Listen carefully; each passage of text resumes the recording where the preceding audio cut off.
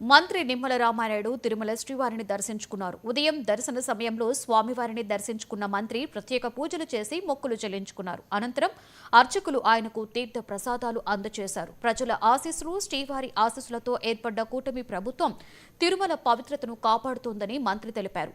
అమరావతి పూర్తయితే నిరుద్యోగులకు ఉద్యోగ అవకాశాలు వస్తాయని పేర్కొన్నారు. వెంకటేశ్వర స్వామి వారి యొక్క ఆశీస్సులతో ప్రజలందరి యొక్క ఆశీస్సులతోటి తెలుగుదేశం జనసేన బీజేపీ కూటమి ప్రభుత్వం ఈరోజు తిరుమల తిరుపతి వెంకటేశ్వర స్వామి వారి ఆలయం పరిసర ప్రాంతాలలో తిరుమల యొక్క ప్రశాంతతను కాపాడే ఆధ్యాత్మిక చింతనను పెంచేటువంటి విధంగా ఒక పవిత్రమైన తిరుమల తిరుపతి అనే క్షేత్రాన్ని ముందుకు తీసుకెళ్లేటువంటి విధంగా ఈరోజు ఈ ప్రభుత్వం పనిచేస్తున్న పరిస్థితి.